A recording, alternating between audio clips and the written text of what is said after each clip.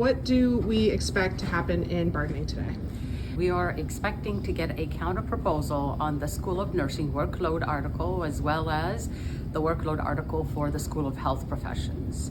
The number one reason that we asked for some of the changes is that we really want to provide our students with the best quality of education. And we think through these changes that we're proposing, we will be able to serve our students better with smaller classes, with more attention, with being able to get credit for the work that we do outside the classroom. So if there's work that needs our time, needs our attention, needs our effort, it should be valued as part of our workload.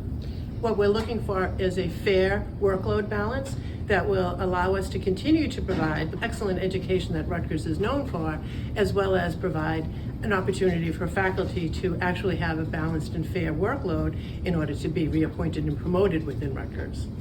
Is there anything that members should be aware of about the next possible counter?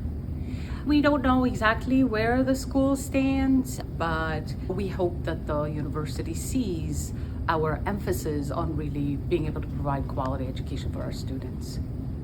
All right, so could you explain what just happened in bargaining? For the School of Health Professions, they absolutely did not even consider the proposal that we gave them and just gave back our current contract language with some changes that are regressive. And it is very insulting that all the work that we put together, the explanations that we gave them a couple of weeks ago, and it was completely ignored. And for the School of Nursing, we presented our proposal same day. We thought it was well received. We had questions for clarity and so on. And then we are surprised today to come back to every single change we had proposed being struck out. Nothing. No compromises, no suggestions, no ideas for different ways to approach the problems that the School of Nursing faculty identified. And where do we go from here? Everything we talked about, everything we wanted to accomplish or discuss or negotiate with the dean were struck out. This isn't bargaining. This is It's not bargaining. insulting. This is not bargaining. They don't want any caps on classes, including asynchronous online classes. But then when I ask questions, there seems to be some ideas that some classes should have a small size, other classes maybe. That was not reflected in the counterproposal. The counterproposal was strike everything out and more. Can you explain the existing contract language that they're asking to strike, to remove from the contract?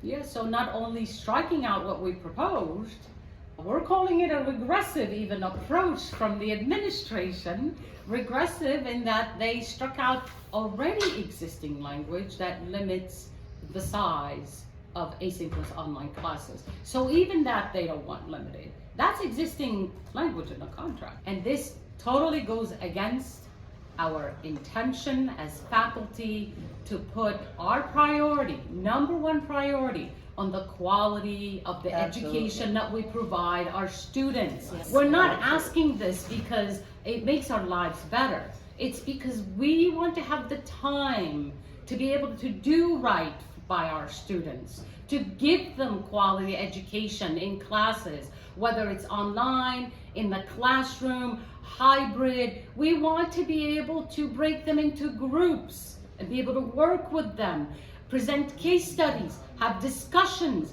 How do you do that in a class of 120 students? This is nursing.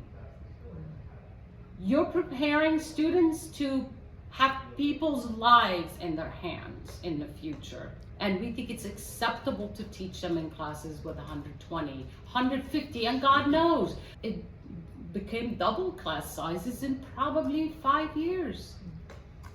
Whether it's nursing, health professions, medical school, dentistry, we're all now competency based, which means we need to be able to work with students individually. We need to make sure they're able to do the things that they're supposed to do. You can't do that with 120 students in a class. And Rutgers has the great reputation that it has because of the excellent graduates that we produce each year. And if we continue on this road, we are going to be compromising the ability to give that high quality education to all of our students to prepare them for the clinical world.